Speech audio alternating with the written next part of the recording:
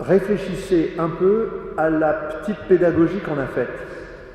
On est passé par des cas, les business schools appellent études de cas, et en ayant des cas, c'est à la fois concret, ça met à distance, et en même temps ça permet de réfléchir et de voir les enjeux.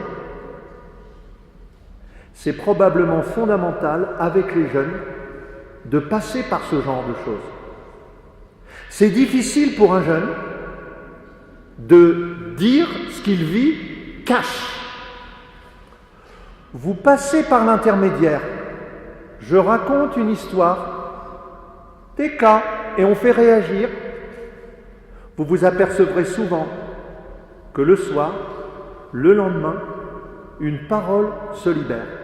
Dans Hamlet de Shakespeare, on cherche qui a tué le père d'Hamlet. Et la parole est bloquée.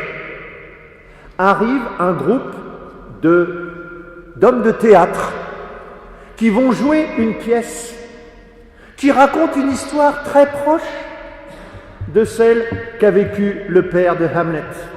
Et à ce moment-là, tout le monde, en voyant représenter la pièce, devient capable de dire « et le coupable est finalement découvert ».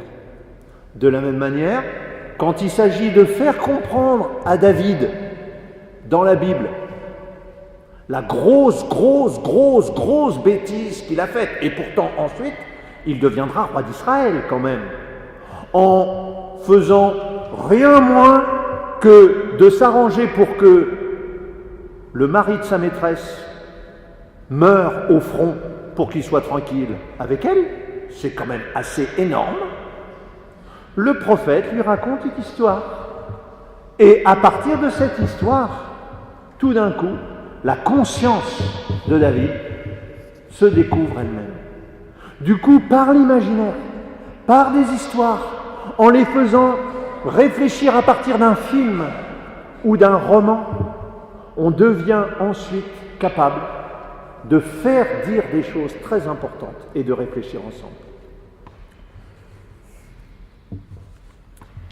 Voilà, donc tout au long de ces échanges, Jean nous a apporté son œil d'expert externe au mouvement, et donc effectivement c'est un angle qui est quand même bien enrichissant et qui, je pense, nous a satisfait tous. Ce qu'on peut constater, c'est que au final, à chaque éducateur que nous sommes, aux parents, aux animateurs d'aumônerie, aux chefs, aux prêtres, finalement, on nous demande quand même beaucoup, c'est un fait.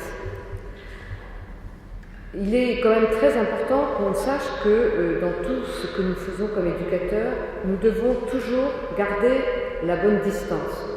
Et c'est ça qui est important. Et par rapport à ce qui peut se passer entre des chefs et des jeunes, il faut qu'on évite les préférences, la fusion et évidemment les comportements ambigus. Donc c'est un peu l'occasion de faire un petit rappel sur la loi qui est quand même essentielle. Toute relation sexuelle entre un majeur et un mineur de moins de 15 ans est interdite par la loi. Donc ça, c'est une règle que nous devons tous connaître. Et, autre chose, cela concerne aussi des mineurs, des majeurs qui ont des relations sexuelles avec des mineurs âgés de 15 à 18 ans, à partir du moment où il y a une relation d'autorité. Ce qui veut dire, en langage clair et pour les scouts, qu'entre un chef et un grand jeune pionnier de 15 ou 16 ans, c'est interdit par la loi. Ce n'est pas un choix, c'est la loi. Donc il faut le savoir, il faut être vigilant. Dans ce cas-là, on ne peut plus exercer son rôle d'éducateur. Voilà, ce petit rappel. En fait, tout au long de cette soirée, on a évoqué les choses les plus délicates qui nous demandent de prendre du recul, de réfléchir, d'analyser, parfois d'avoir un peu peur. Ce qu'on se disait avec Jean, c'est que quand même, le plus souvent, tout se passe bien. Le plus souvent, les jeunes grandissent. Ils tissent de vraies relations d'amitié et Jean a insisté sur l'importance de ces relations d'amitié qu'on voit grandir au fil des années et quand on a été chef de groupe, compagnon, on le constate, on le voit et c'est vrai que c'est un grand plaisir quand on est chef de constater ça.